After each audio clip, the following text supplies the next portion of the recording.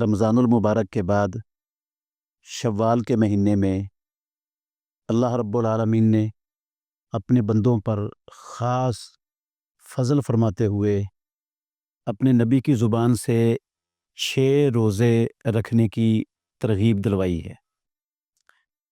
یہ روزے مسلمان کے اوپر فرض، واجب اور ضروری نہیں ہیں، مسنون عمل ہیں، مستحب ہے، افضل ہے۔ اگر کوئی رمضان المبارک کے روزے رکھتا ہے اور رمضان المبارک کے بعد شوال کے مہینے میں 6 روزے رکھتا ہے تو رسول مکرم صلی اللہ علیہ وسلم نے فرمایا وہ ایسے ہے گویا اس نے پورے سال کے روزے رکھ لیے۔ جو رمضان کے روزے ہیں وہ 10 مہینوں کے برابر شمار کیے جائیں گے، اور جو شوال کے 6 روزے ہیں یہ 2 مہینوں کے روزوں کے برابر شمار کیے جائیں گے۔ تو اس طرح یہ پورے سال کے روزوں کے برابر اجر اور ثواب اللہ رب العالمین عطا فرما دے گا، کیونکہ حدیث میں آتا ہے آدم کے بیٹے کا ہر عمل 1 سے لے کر 10 گنا تک اس کو اللہ تعالیٰ اجر دیتے ہیں، اور 10 سے 700 تک اور 700 سے 1400 گنا تک بھی اجر اللہ تعالیٰ عطا فرماتے رہتے ہیں۔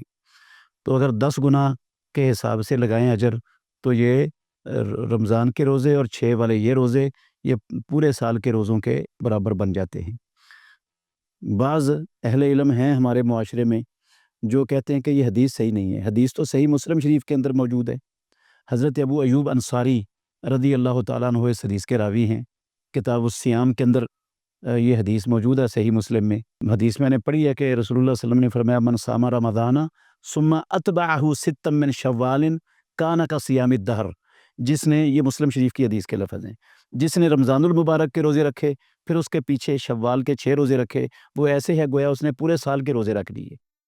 تو یہ جو شوال کے 6 روزے ہیں نا، یہ ضروری نہیں ہے کہ آپ عید کے اگلے دن ہی شروع کر دیں یا 2 شوال کو پہلا روزہ رکھنا ضروری ہے، ایسی بھی کوئی چیز کتاب و سنت میں نہیں آئی، اور نہ ہی یہ مسلسل رکھنے ضروری ہیں۔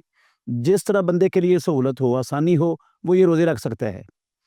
کٹھے رکھنا چاہے کٹھے رکھ لے، اکیلا اکیلا رکھنا چاہے اکیلا اکیلا رکھ لے، جمعرات سوموار کو رکھنا چاہے جمعرات سوموار کو رکھ لے، ایام بیز کے روزے شامل کر کے رکھنا چاہے وہ شامل کر کے رکھ لے، جیسے سہولت ہے ویسے۔